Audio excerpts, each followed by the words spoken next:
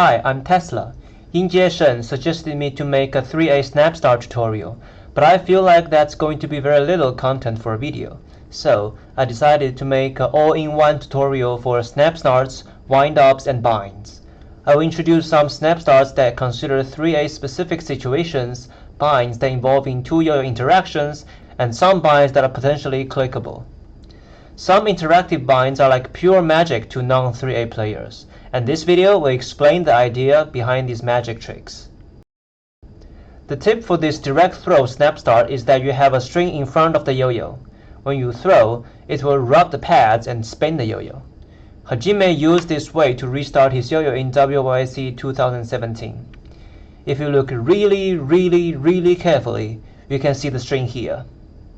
Without the front string, you can still do it, but it's much harder.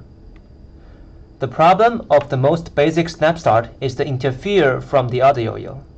It's better to use the throw hand to snap start. To do so, you need to bend this part of the string straight, otherwise it will be difficult.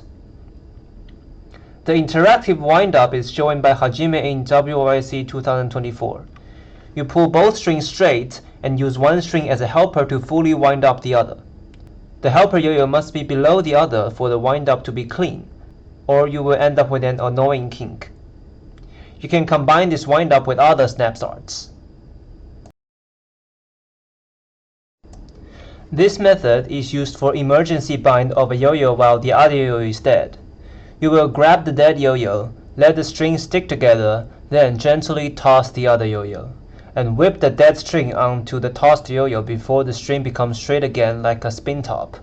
If the strings are not stuck together, you might end up in a whip mount, which will prevent the bind.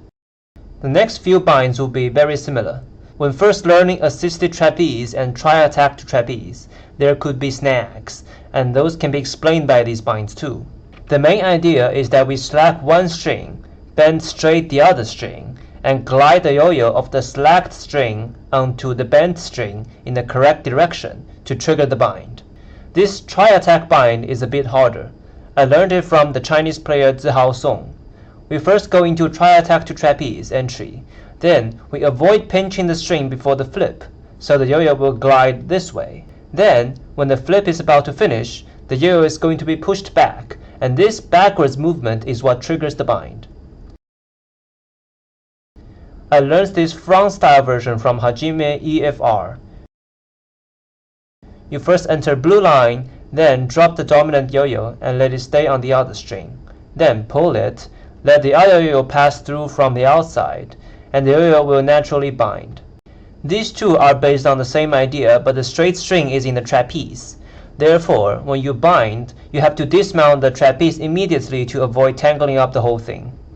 This trapeze version can only bind the yo-yo above.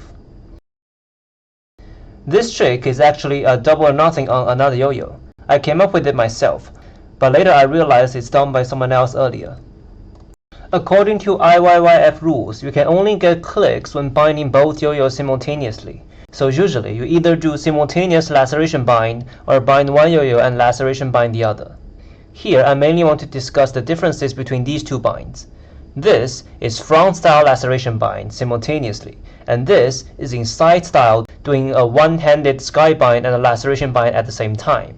Kim Dong-young finishes his blue line combo with this asymmetric bind in Korea Nationals. I personally find these asymmetric laceration binds very difficult, but it's unlikely to be appreciated by judges that are not pro in 3A. Lastly, I want to introduce my OG bind called the scarf bind. Grippy pads required, and the bind is triggered when the loops fall off. Very easy to miss, strongly discouraged from competition. Thank you for watching.